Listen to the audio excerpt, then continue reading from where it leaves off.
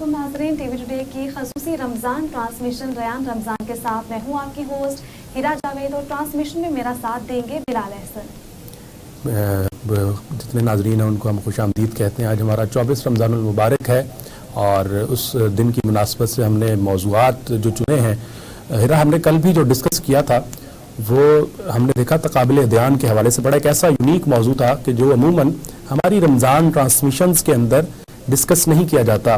یہ ایک ایسا موضوع ہے کہ جس میں ہم چاہتے ہیں کہ ہمارے ناظرین جو ہیں وہ صرف رمضان کی مناسبت سے نہیں، اس کے بعد بھی ان موضوعات پر جو ہے وہ اپنی رہنمائی ہمارے جو دینی اسکالرز ہیں ان سے لیتے رہیں، اور ان موضوعات پر وہ اپنی عملی زندگی کے اندر کچھ پریکٹیکل لائف کے اندر کچھ بدلاؤ جو ہے وہ لے کر آ سکیں ان موضوعات کے نتیجے میں۔ آج بھی ہمارا جو موضوع ہے وہ سیرت النبی صلی اللہ علیہ وآلہ وسلم کے حوالے سے ہے۔ ایک ایسا موضوع ہے کہ جس پر جتنی بات کی جائے کم ہے، اور حضور پاک صلی اللہ علیہ وآلہ وسلم کی ذات مبارکہ پر سب سے زیادہ لکھا اور پڑھا گیا ہے۔ تاریخ کے حوالے سے اگر بات کی جائے تو مختلف مورخین میں اور جتنے بھی تاریخ دان ہیں انہوں نے اس حوالے سے بڑی جو ہے انمول قسم کی کتابیں جو ہیں وہ لکھی ہیں، اور اس میں ان لکھنے والوں میں ایسے لوگ بھی شامل ہیں کہ جن کی عقیدت اور احترام جو ہے نبی صلی اللہ علیہ وسلم سے وہ جھلکتا ہے جب وہ لکھتے ہیں۔ ان کی تاریخ کے حوالے سے سیرت کو جب وہ بیان کرتے ہیں، بڑی معروف کتابیں موجود ہیں، اور ہمارے عالم حضرات ہیں، علماء حضرات ہیں، ان کی جانب سے سیرت النبی صلی اللہ علیہ وآلہ وسلم پر بے تحاشا ہم نے دیکھا کہ لکھا گیا ہے۔ اسی طرح کچھ ایسے مورخین بھی ہیں کہ جنہوں نے اس محبت و عقیدت کے علاوہ بھی اپنے کچھ مقاصد کے لیے لکھا ہے سیرت النبی صلی اللہ علیہ وسلم پر۔ تو آج کا جو موضوع ہے ہمارا وہ بنیادی طور پر اسی حوالے سے ہے۔ ہمارے دینی اسکالر ڈاکٹر مدثر حسین سیال ہمیں اس موضوع پر یقیناً جوائن کریں گے۔ ابھی ہم اپنے پروگرام کا باقاعدہ آغاز کرتے ہیں۔ ہمارے ساتھ موجود ہیں گلزار حسنین صابری صاحب، دربار کلش شریف سے ان کا تعلق ہے، اور یہ مختلف چینلز پر معروف نجی چینلز جو ہیں ان پر تلاوت کلام پاک پڑھنے کا شرف حاصل کر چکے ہیں اور بڑے معروف ہیں۔ ہم ان سے چاہیں گے کہ آج وہ ہمارے پروگرام کا باقاعدہ آغاز تلاوت کلام پاک سے کریں۔ جی گلزار صاحب۔ اعوذ باللہ من الشیطان الرجیم،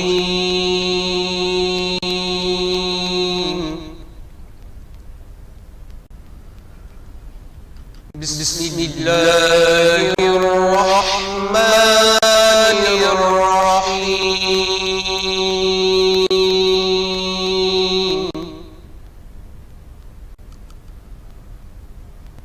والتین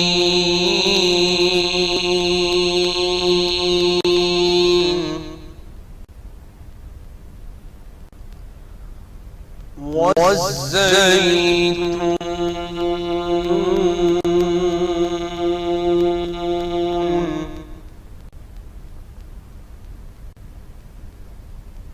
وطور سینین وهذا البلد الأمین،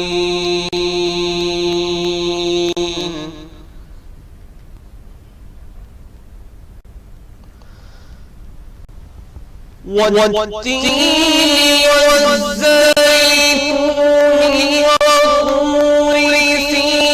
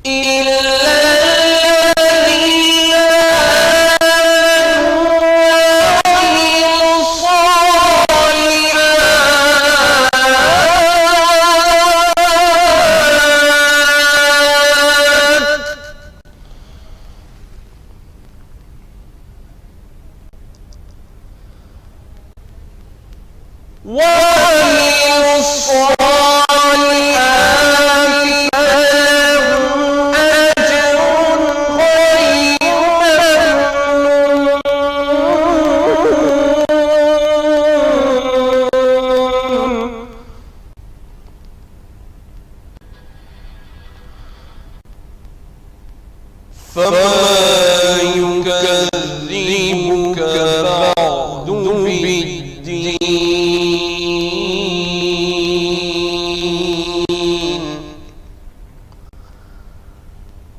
أليس الله بأحكم الحاكمين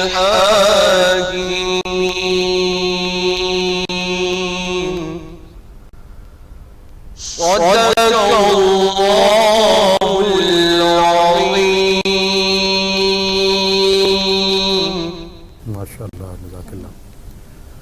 گلزار حسنین صابری صاحب ہمارے ساتھ دربار کلس شریف سے موجود تھے اور وہ تلاوت کلام پاک پیش کر رہے تھے. اب میں دعوت دوں گا غلام مصطفیٰ قادری صاحب کو کہ وہ نعت رسول مقبول صلی اللہ علیہ وسلم ہمارے ناظرین کے سامنے پیش کریں.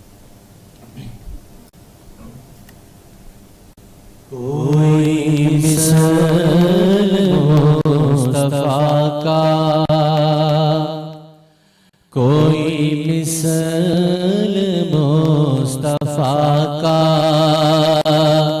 کبھی تھا نہ ہے نہ ہوگا. کوئی مثل مصطفیٰ کا، کوئی مثل مصطفیٰ کا کبھی تھا نہ ہے نہ ہوگا. کبھی تھا نہ ہے نہ ہوگا. کسی اور سے یہ رشتہ کبھی تھا نہ ہے نہ ہوگا. بلکہ کسی اور کا یہ رتبہ کبھی تھا نہ ہے نہ ہوگا. کسی اور کا یہ رتبہ انہیں خلق کر کے نازا ہوا خود ہی دست قدرت. ہوا خود ہی دست قدرت. کوئی شاہکار ایسا کبھی تھا نہ ہے نہ ہوگا. کوئی شاہکار ایسا کبھی تھا نہ ہے نہ ہوگا. کوئی مثل مصطفیٰ کا کسی وہم نے صدا دی. کوئی آپ سا مماثل کسی وہم نے صدا دی. کوئی آپ سا مماثل کوئی آپ سا مماثل. تو یقین نے پکارا کبھی تھا نہ ہے نہ ہوگا. کوئی مثل مصطفیٰ کا. میں ہوں وقف نعت گوگی کسی اور کا قصیدہ.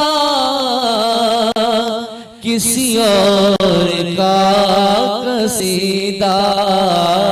میری شاعری کا حصہ کبھی تھا نہ ہے نہ ہوگا. کوئی مثل مصطفیٰ کا. اور مکہ سر حشر ان کی رحمت کا سبھی ہوں میں بھی طالب. کا سبھی ہوں میں بھی طالب. مجھے کچھ عمل کا دعویٰ کبھی تھا نہ ہے نہ ہوگا، کوئی مثل مصطفیٰ کا، کوئی مثل مصطفیٰ کا کبھی تھا نہ ہے نہ ہوگا، کبھی تھا نہ ہے نہ ہوگا، کسی اور کا یہ رتبہ کبھی تھا نہ ہے نہ ہوگا، کوئی مثل مصطفیٰ کا۔ مصطفیٰ قادری ہمارے ساتھ موجود تھے اور بہت ہی خوبصورت انہوں نے نعتیہ کلام پیش کیا۔ ہم ان کا شکر گزار ہیں دونوں ہمارے مہمانان کا کہ وہ آئے، انہوں نے ہمارے پروگرام میں تلاوت بھی کی اور نعت رسول مقبول صلی اللہ علیہ وسلم بھی پیش کی۔ خواتین و حضرات، ہمارا موضوع جو ہے اس پہ یقیناً ہم بات کریں گے۔ ڈاکٹر اختر حسین عزمی بھی ہمیں تھوڑی دیر بعد جوائن کریں گے، لیکن ابھی ڈاکٹر مدثر حسین ہمارے ساتھ موجود ہوں گے اس موضوع پر بات کرنے کے لیے اسپیسیفکلی۔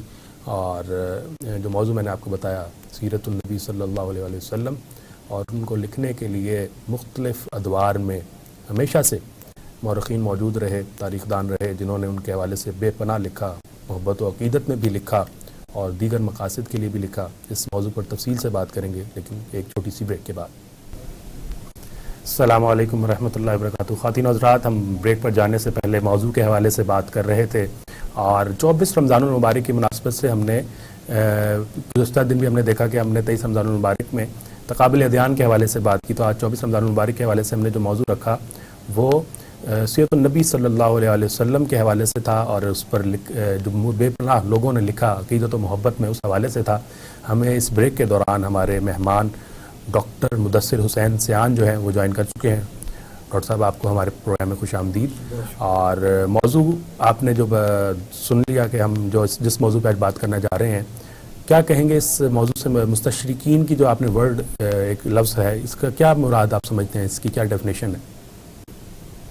یہ لفظ استشراق جو ہے یہ عربی زبان کا لفظ ہے، اور اس کا معنی ہوتا ہے شرک شناسی، یعنی ان چیزوں کو جاننا جن کا تعلق مشرق سے ہے۔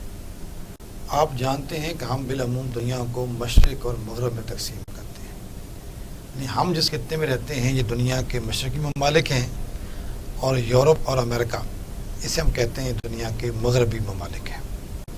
یہ خاص اصطلاح ہے جو ان افراد کے لیے استعمال ہوتی ہے جو رہتے تو ہوں مغرب میں، ان کا تعلق یورپ سے ہو، امریکہ سے ہو، کینیڈا سے ہو، لیکن ان کی تحقیقات کا، ان کی جو تعلیمات ہیں یا ان کی جو کتب ہیں یا ان کی جو ریسرچ ہے، اس کا موضوع مشرق کے لوگ ہوں، مشرق کے ادیان ہوں، مشرق کے رسم و رواج ہوں، مشرق کی تہذیب و ثقافت ہو۔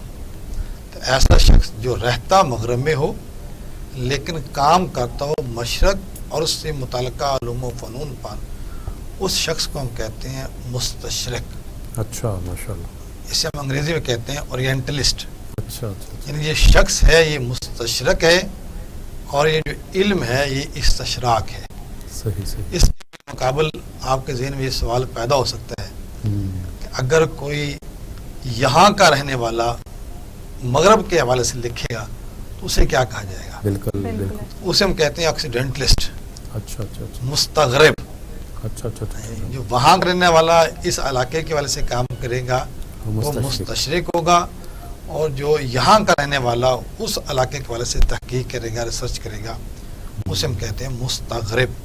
یہ ایک قدیم اصطلاح ہے، تقریباً پچھلے 150 سال سے یہ اصطلاح استعمال ہو رہی ہے، اور جیسے میں نے عرض کیا کہ اس کا بنیادی مقصد تو مشرقی علوم تھے، لیکن ہمارا یہ مشاہدہ یہ ہے کہ جو لوگ اس علم سے وابستہ رہے انہوں نے مشرق کے کل کو چھوڑ کر ایک جز کو لیا، اور وہ تھا اسلام اور نبی مہربان صلی اللہ علیہ وسلم کی زندگی۔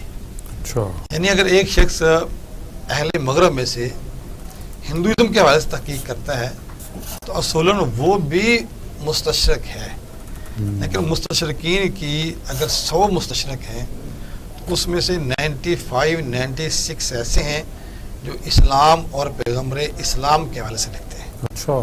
باقی جو موضوعات اس میں بہت کم لکھا جاتا ہے. تو یہ اصطلاح آج کل عموماً اسلام اور اہل اسلام کا جو مغربی مطالعہ ہے اس کے لیے استعمال ہوتی ہے. صحیح. ڈاکٹر صاحب نے بڑا ڈیٹیل سے بتایا. اور باقی ہم جو بات اصل میں ابھی ہم جب اپنا ٹاپک ہم نے انٹروڈیوس کروایا اس وقت جو کر رہے تھے وہ یہی تھی کہ ہمارے موضوعات شاید روٹین سے ہٹ کر ہیں. ٹھیک ہے، ہمارے موضوعات اس طرح سے نہیں ہیں کہ جو رمضان میں آپ کو سننے میں ملتے ہیں یا آپ کو زیادہ تر ہر چینل پہ نظر آتے ہیں. بالکل. ہماری کوشش ہے کہ ہم اپنے بالکل ناظرین جو ہیں ہمارے ان تک ہم وہ موضوعات بھی پہنچائیں جو ان کی عملی زندگی سے تعلق رکھتے ہیں، جو ان کی پریکٹیکل لائف میں آئے روز جو استعمال میں لائے جائیں گے. جس طرح ڈاکٹر صاحب نے بڑے ڈیٹیل سے مستشرق اور مستغرب کی نئی ڈیفینیشنز ہیں جو آج ہم نے سنی ہیں، اور یقیناً ہمارے ناظرین کے لیے بھی بڑی مفید ہوں گی. اور اس حوالے سے مزید ہمارے کچھ سوالات ہوں گے، وہ بھی ہم کریں گے. ڈاکٹر صاحب، ان جو آپ نے بات کی مستشرق کے حوالے سے، تو اس کو ہم کس طرح سے دیکھتے ہیں، کس طرح سے، اور اس کو آئیڈینٹیفائی کس طرح سے کرتے ہیں؟ اس کا بڑا سمپل سا طریقہ ہے. مثلا ایک آدمی ہے، اس کا تعلق ہے ویسٹ سے، یعنی کہ لندن میں رہتا ہے.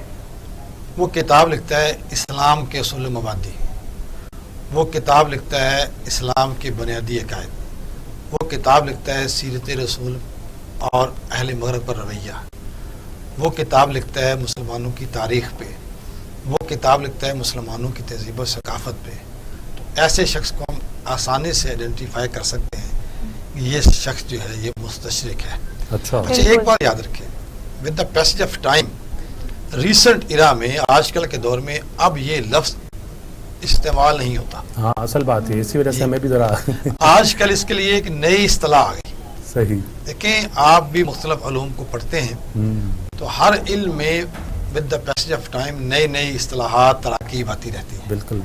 نئے نظریات جنم لیتے ہیں.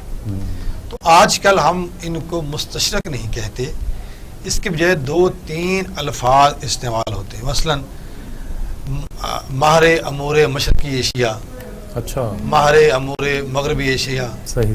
ماہر لسانیات، ایریا اسٹڈی اسپیشلسٹ. بالکل ایسا ہی ہے. تو expert of Arabic language, expert of Punjabi language, expert of Urdu language. بالکل ایسا تو ہی. آج کل اس قسم کے الفاظ استعمال ہو رہے ہیں، لیکن فی نفس اس کے پیچھے محرکات وہی ہیں جو تحریک استشراق کے تھے. بالکل. ڈاکٹر صاحب یہ بھی بتائے گا کہ تحریک اشتراک کا آغاز کب اور کیسے ہوا؟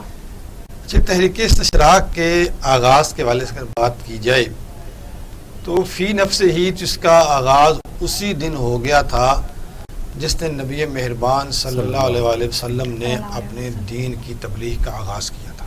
صحیح. کیونکہ اس وقت مشرکین مکہ نے آپ کی مخالفت کی تھی. صحیح. بالکل. لیکن اس تحریک کا باقاعدہ آغاز اس وقت ہوا جب بنو امیہ یا بنو عباس کے دور میں عالم اسلام کی جو سرحدیں ہیں وہ عرب کی حدود سے باہر نکلی. صحیح. اور جو موجودہ علاقے ہیں اردن کے، شام کے، ٹرکی کے، لبنان کے، یہ وہ علاقے ہیں جو کسی دور میں مسیحی سلطنت کا حصہ تھے. جب اسلام نے مغرب کی طرف اپنے پھیلاؤ کا آغاز کیا تو یہاں سے مسیحیت سکڑنا شروع ہو گئی. اس کے نتیجے میں ایک رفٹ نے جنم لیا اور اہل اسلام اور اہل مسیحیت کے درمیان یہ ایک اختلاف سامنے آ گیا. تو اس وقت چونکہ مسلمان جو ہیں وہ عسکری اعتبار سے اور فوجی اعتبار سے بہت زیادہ طاقتور تھے، تو شاید اہل مسیحیت نے یہ سمجھا کہ ہم میدان جنگ میں تو شاید مقابلہ نہیں کر سکتے.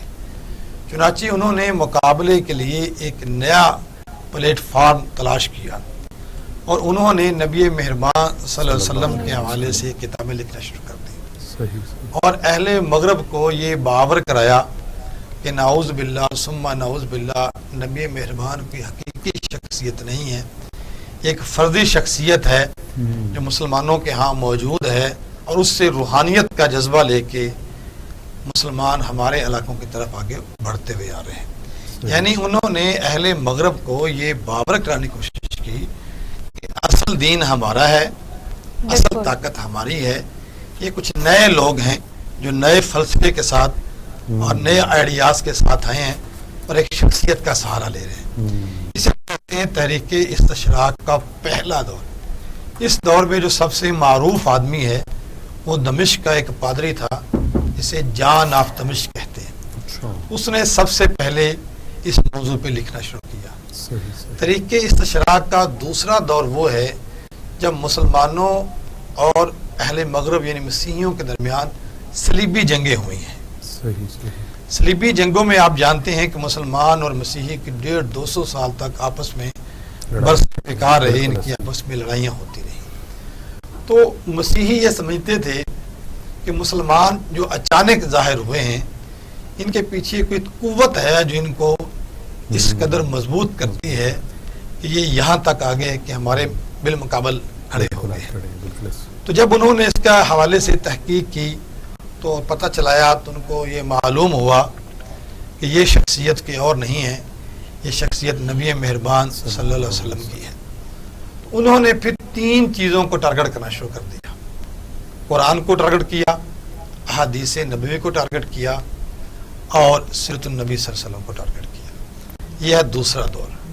تحریک استشراق کا تیسرا دور وہ ہے جس دور میں مسلمانوں کو زوال آنا شروع ہو گیا اور بہت سے مسلم ممالک یا مسلم خطے اہل مغرب کے زیر نگیں آ گئے.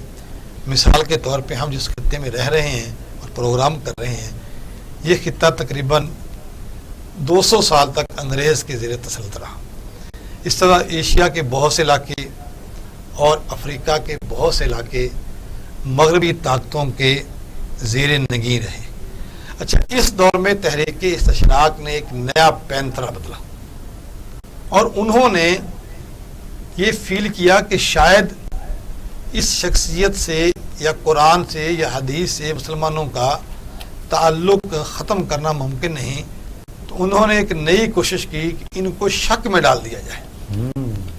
چنانچہ انہوں نے اس دور میں ایسا لٹریچر لکھا جو شکوک و شبہات کو فروغ دیتا تھا کہ میں بھی ایسا ہے، میں بھی ایسا ہے، پتہ نہیں یہ حقیقت ہے، یہ مفروضہ ہے. اس میں زیادہ تر وہ حدیث کو تینوں کو ٹارگٹ کیا. اچھا قرآن حکیم کو ٹارگٹ کیا، نبی مہربان صلی اللہ علیہ وسلم کے ذات گرامی کے والے سے لکھا اور احادیث نبوی. یہ ٹارگٹ وہ یہ بات کر رہے ہیں ڈاکٹر صاحب، یہ ابھی بھی ٹارگٹ تو ابھی بھی یہ اصل میں وہ یہ سمجھتے تھے کہ یہ 3 بنیادی سرچشمے ہیں جو ایک مسلمان کو قوت اور ایمان دیتے ہیں.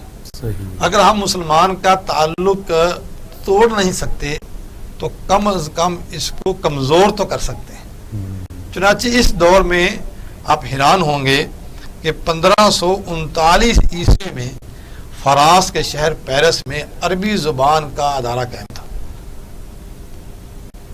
اور آکسفورڈ یونیورسٹی جو دنیا کی معروف یونیورسٹی ہے 19ویں صدی کے آغاز میں یہاں عربی اور مشرقی لسانیات کے شعبے قائم ہو چکے تھے. تو ان شعبہ جات کو قائم کرنے کا مقصد یہ تھا کہ وہ اہل مغرب کے علم کو جانیں، ان کی تہذیب و ثقافت کو جانیں، ان کے رسم و رواج اور عقائد کو جانیں اور ان کو جاننے کے بعد اس کے اندر کہیں کہیں پیوند لگاتے جائیں. پیوند پازیٹیو معنی میں نہیں، نیگیٹو معنوں میں. کہ مثلا ایک بات کریں گے کہ نبی مہربان صلی اللہ علیہ وسلم بہت اچھے تھے، بڑے نیک تھے، بڑے اعلیٰ تھے، لیکن ان کی جو کامیابی ہے یہ ایسے ہی ہے جیسے کسی عام حکمران کی کامیابی ہوتی ہے. یعنی آپ کی کامیابیوں کا اقرار کیا لیکن اس کو ایک دنیاوی کامیابی قرار دیا، یعنی اس میں جو نبوت کا عنصر ہے اس کو نکالنا چاہا. تو اس قسم کی کتابیں لکھی گئیں اور اس دور کے جو بڑے بڑے مسیحی سکالر تھے وہ اس کام میں ملوث رہے. یہ ہے اس کا تیسرا دور. چوتھا دور وہ ہے جب ممالک اسلامیہ میں آزادی کی تحریک شروع ہوئی.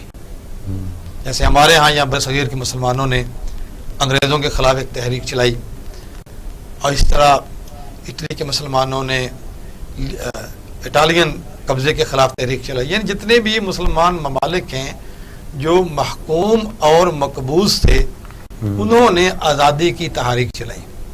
تو اس دور میں تحریک استشراق والوں نے سمجھا کہ اب شاید روایتی طریقوں سے مسلمانوں کو کمزور کرنا ایمان کے اعتبار سے، عقیدے کے اعتبار سے ممکن نہیں ہے۔ چنانچہ انہوں نے ایک نیا طریقہ اختیار کیا کہ وہ کتابیں لکھتے تھے اور نبی مہربان صلی اللہ علیہ وسلم کی تعریف کرتے تھے، احادیث کی تعریف کرتے تھے، لیکن درمیان میں کچھ واقعات کے اوپر، کچھ احادیث کے اوپر یا کچھ قرآنی آیات کے اوپر سوالیہ نشان لگا دیتے تھے۔ یہ دیکھیں یہ جو آیت ہے، یہ اس کا پس منظر پتہ نہیں کیا ہے، یہ جو نبی مہربان کی زندگی کا واقعہ ہے یہ پتہ نہیں ہوا تھا کہ نہیں ہوا تھا۔ تو یہ چوتھا دور ہے تحریک استشراق کا۔ تحریک استشراق کا 5واں دور وہ ہے جب مسلم ممالک ان کی محکومیت سے باہر نکل آئے اور آزاد ریاستیں قائم ہونا شروع ہوئی۔ اس دور میں آ کے مستشرقین نے یہ سمجھا کہ شاید اب جھوٹا پراپیگنڈا جو ہے وہ اس طرح اثر انداز نہیں ہوتا۔ چنانچہ اس دور میں جو لوگ پیدا ہوئے اہل استشراق میں، ان میں ایسے لوگ بھی شامل تھے جنہوں نے اسلام کو ایک حقیقی اور سچا مذہب جانا مانا اور ایسی کتب بھی لکھی جس میں نبی مہربان صلی اللہ علیہ وسلم کا ایک بہتر تعارف پیش کیا گیا۔ طریقے استشراق کا 6واں دور وہ ہے جس میں سے آج کل ہم گزر رہے ہیں۔ اس کے حوالے سے میں نے ابھی بتایا کہ اب یہ نام چینج ہو گیا ہے اور اب یہ ایسی کتابیں لکھتے ہیں جس میں نبی مہربان صلی اللہ علیہ وسلم کی تعریف ہوتی ہے، لیکن کوئی ایک آدھ بات ایسی لکھتے ہیں جو حقیقت کے برعکس ہوتی ہے۔ مثلا آپ سب لوگوں نے سنا ہوا ہے کہ مائیکل ایچ ہارٹ نے کتاب لکھی دنیا کے 100 عظیم آدمی، بالکل سنا، اور اس کے حوالے آپ لوگ اکثر دیتے رہتے ہیں۔ اچھا، اس کتاب میں بلا شبہ اس نے نبی مہربان صلی اللہ علیہ وسلم کو اس لسٹ میں ٹاپ آف دا لسٹ رکھا، بالکل، لیکن اس نے اسی کتاب میں اگلے صفحے پہ لکھا کہ قرآن نبی مہربان کی ذاتی تصنیف ہے۔ یعنی ایک طرف اس نے آپ کو ٹاپ آف دا لسٹ رکھا اور اگلے ہی پیج پہ ایک سوالیہ نشان کھڑا کیا کہ قرآن کی الہامی کتاب نہیں ہے بلکہ یہ نبی مہربان صلی اللہ علیہ وسلم کی ذاتی تصنیف ہے۔ تو یہ تحریک استشراق کے کچھ ادوار ہیں جن سے یہ تحریک گزرتی رہی، اور اس تحریک میں انہوں نے مختلف پینترے بدلے ہیں، کئی نئے انداز لائے ہیں، اور بوتل جو ہے وہ نئی ہے لیکن اس کے اندر جو شراب ہے وہ پرانی ہے۔ تو بہرحال تحریک استشراق بنیادی مقاصد کے اعتبار سے اسلام، پیغمبر اسلام اور مسلمانوں کو نقصان پہنچانے کے لیے بنائی گئی۔ صحیح بڑے ڈیٹیل سے ڈاکٹر صاحب نے جو ہے وہ تمام ادوار کے حوالے سے بات کی ہے۔ ہم یقیناً اس موضوع کو بھی آگے بڑھائیں گے۔ ابھی ہم ہمارے جو نعت خواہ ہمارے ساتھ موجود ہیں ان سے گزارش کریں گے کہ کوئی نعت اگر ہمیں سنائیں غلام مصطفیٰ قادری صاحب۔ جی، آپ کو بہت اچھا موضوع ہے ماشاءاللہ، سیرت نبی صلی اللہ علیہ وسلم، اور اعلیٰ حضرت نے بھی سیرت بہت کام کیا ہے، اسلام کی بڑی خدمت ان کی، تو انہی کا ایک بہت پیارا کلام ہے، میں چند اشعار پیش کرتا ہوں۔ وہ سویلا لازار پھرتے ہیں، وہ سویلا لازار پھرتے ہیں، وہ سویلا لازار پھرتے ہیں، تیرے دن اے بہار پھرتے ہیں، تیرے دن اے بہار پھرتے ہیں،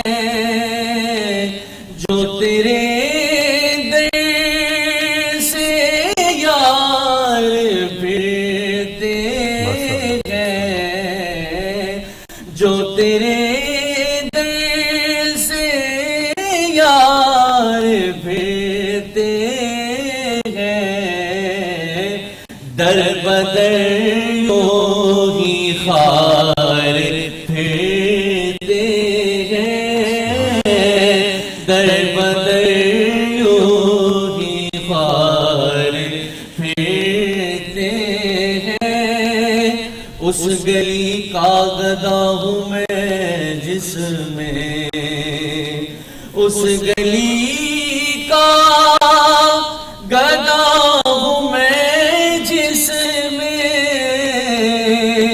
اس گلی کا گدا ہوں میں جس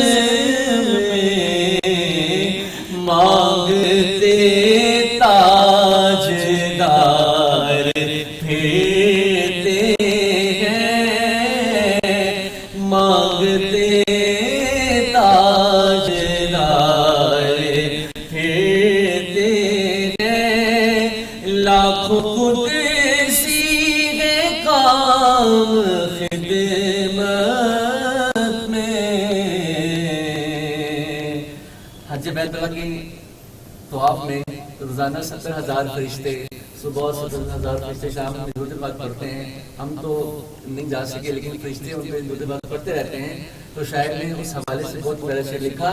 لاکھوں قدسی ہے کام خدمت میں لاکھوں گردے مزار پھرتے ہیں لاکھوں گردے مزار پھرتے ہیں. کوئی کیوں پوچھے تیری بات رضا کوئی کیوں پوچھے تیری بات رضا تجھ سے کتے ہزار پھرتے ہیں وہ سویلا زار پھرتے ہیں وہ سویلا زار پھرتے ہیں. تیرے دن ہے بہار پھرتے ہیں تیرے دن ہے بہار پھرتے ہیں. بہت ہی خوبصورت آگے کلام پیش کیا غلام مصطفیٰ نے. اور ٹرانسمیشن میں وقت ہوا جاتا ہے ایک شارٹ بریک کا. بریک کے بعد حاضر ہوں گے. ویلکم بیک ناظرین. ڈاکٹر صاحب ہمارے ساتھ اسٹوڈیو میں موجود ہے, ہماری رہنمائی کر رہی تھے. ہمارا ٹاپک جو ہے بہت ہی زیادہ امپورٹنٹ ہے, اسی کو کنٹینیو کریں گے اور ڈاکٹر صاحب کے پاس جائیں گے. ڈاکٹر صاحب بتائیے گا کہ اس تحریک کے مقاصد کون کون سے ہیں؟ یہ بات یاد رکھیں کہ کوئی بھی تحریک بغیر مقصد کے نہیں ہوتی. وہ مقصد بعض اوقات سامنے ہوتے ہیں اور بعض اوقات پردے کے پیچھے ہوتے ہیں, یا اصل مقاصد کچھ اور ہوتے ہیں, دکھائے کچھ اور جاتے ہیں. ایسا ہی. تو تحریک استشراق کے بنیادی طور پہ 4 مقاصد تھے. سب سے پہلے تھے دینی مقاصد. میں نے گفتگو کے آغاز میں آپ کو بتایا کہ جب اسلام نے مغرب کی طرف پھیلاؤ شروع کیا تو اس کے نتیجے میں وہ علاقے جو مسیحیت کے زیر اثر تھے اہل اسلام کے پاس آنا شروع ہو گئے. یہ بات ان کو آسانی سے ہضم نہیں ہو رہی تھی. چنانچہ اس تحریک کا پہلا مقصد دینی تھا کہ ایسا بندوبست کیا جائے کہ مسلمانوں کا جو پھیلاؤ ہے, جو پیش قدمی ہے, خاص طور پہ ان علاقوں کی طرف جہاں مسیحی اکثریت میں ہیں, اس کو روکنے کے لیے کوئی تحریک چلائی جائے. صحیح. تو تحریک استشراق کا پہلا مقصد ہے دینی مقصد. اور یہ جو عیسائی مشنریز کام کرتی ہیں ہمارے ہاں ایشیا کے اکثر ممالک میں, ان کے پیچھے بنیادی مقصد یہی ہوتا ہے کہ کسی طرح اپنے مذہب کو پھیلایا جائے اور جو مذہب پہلے سے موجود ہیں ان کے دائرہ اثر کو کم کیا جائے.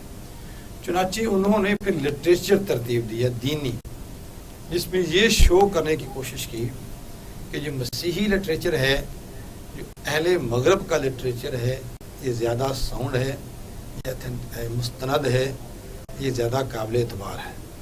اس کے بالمقابل جو مسلمانوں کے ہاں لٹریچر ہے وہ ناقابل اعتبار ہے. ایک بات آپ بھی سنتے ہوں گے, ہمارے ساتھ علامہ صاحب بیٹھے ہوئے ہیں, یہ بھی سنتے ہوں گے کہ ہمارے ہاں بہت سے لوگ ایسے پیدا ہو گئے جنہوں نے حدیث سے انکار کرنا شروع کر دیا.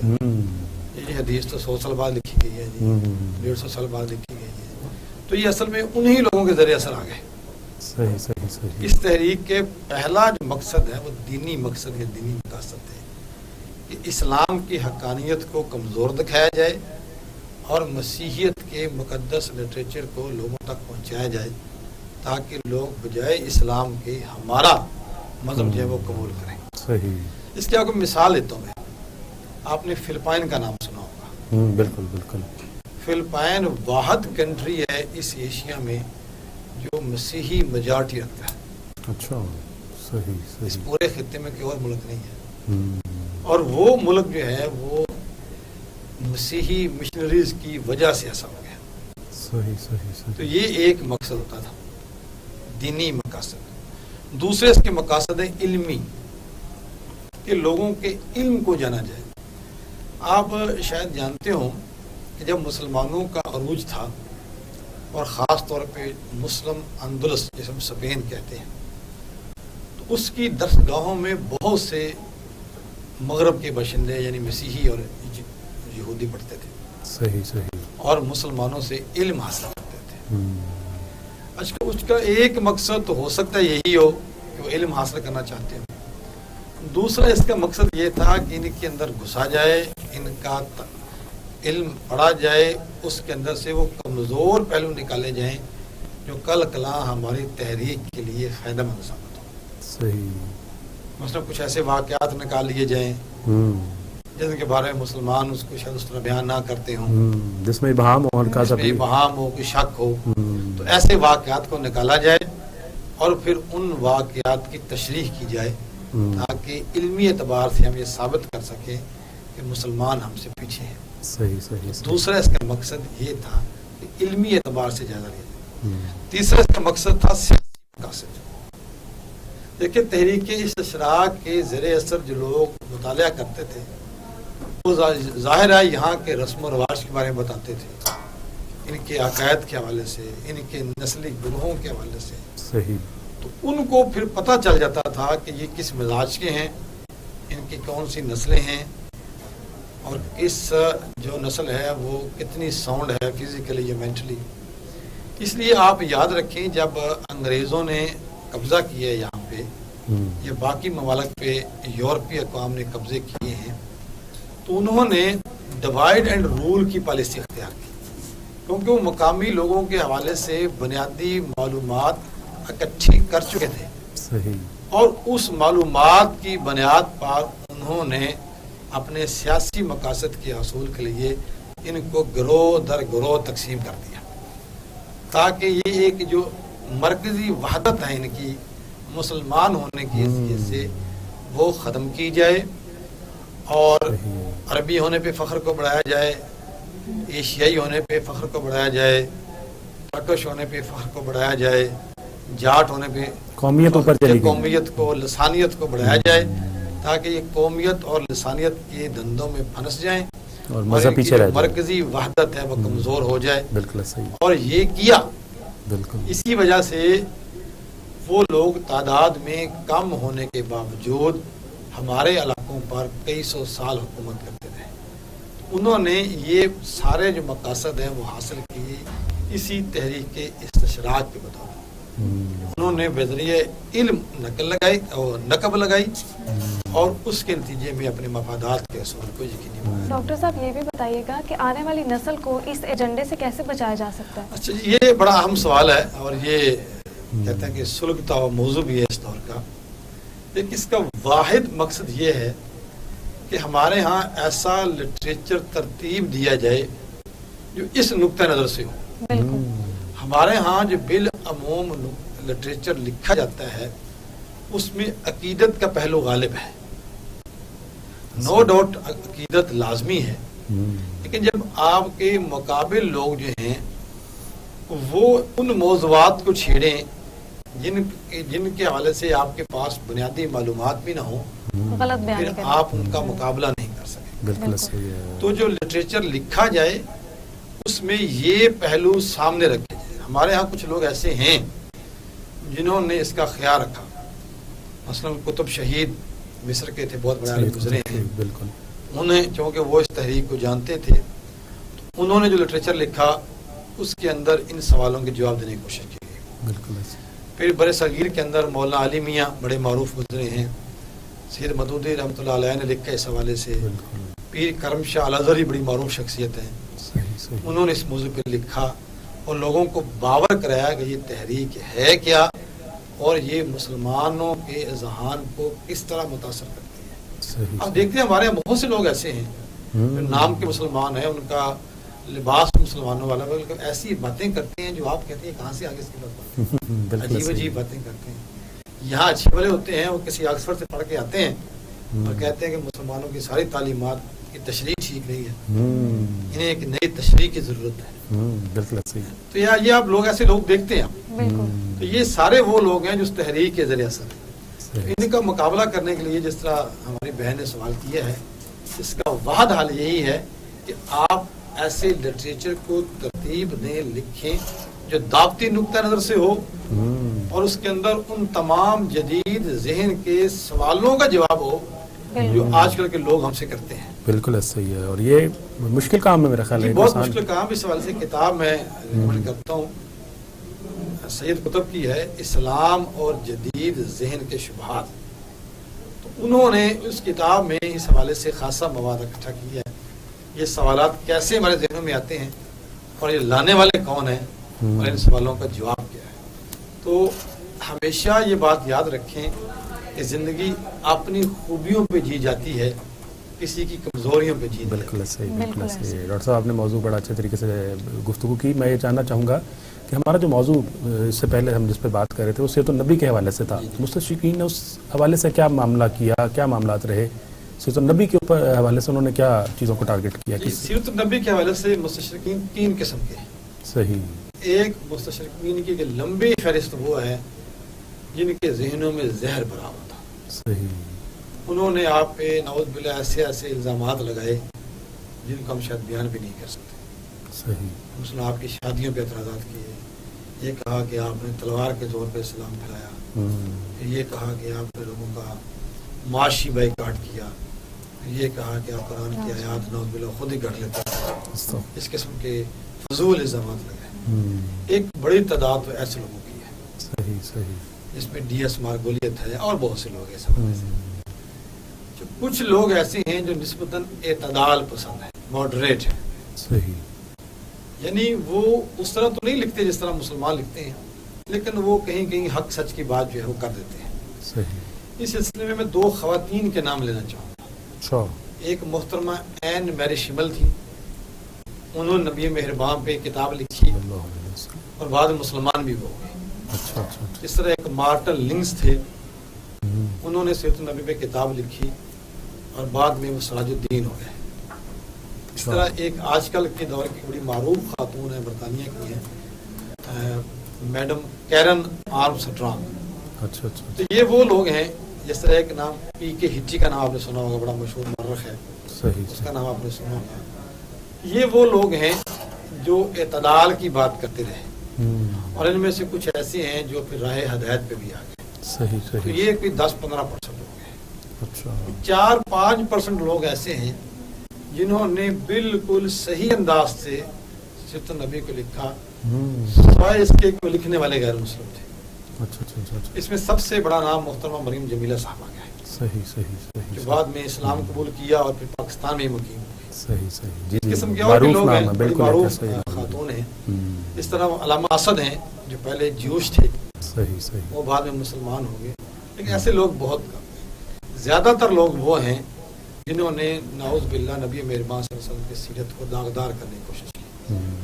اور جیسے میں نے عرض کیا کہ آج کے دور میں ان کا تھوڑا سا سٹائل بدل گیا ہے.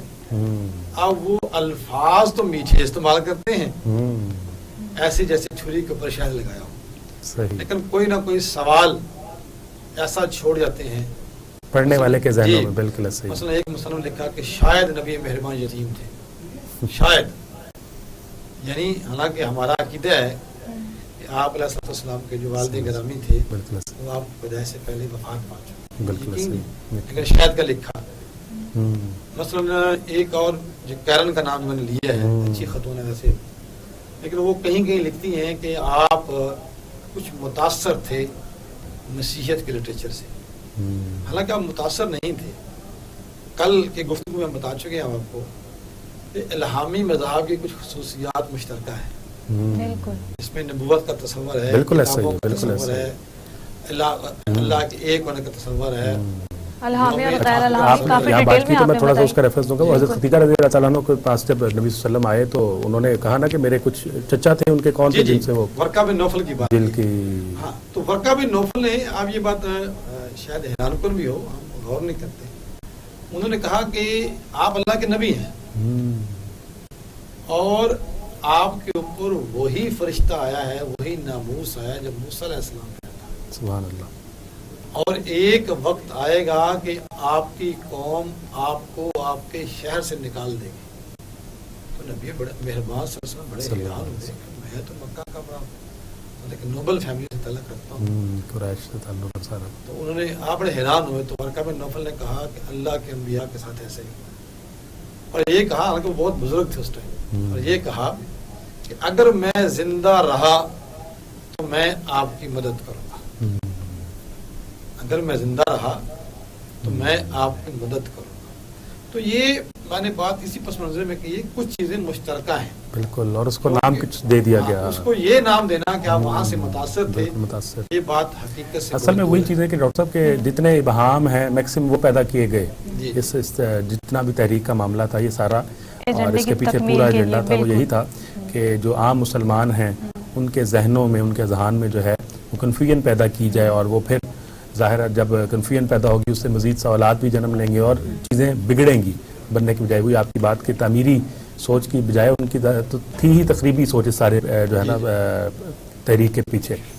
تو بالکل ڈاکٹر صاحب ہم اس موضوع پر بات بھی کرتے رہیں گے, اور بھی مزید ہمارے پاس موضوعات ہوں گے, ان پہ بھی وقتاً فوقتاً ہم آپ سے رہنمائی لیتے رہیں گے. آپ کا شکریہ کہ آپ ہمارے پروگرام کا حصہ بنے.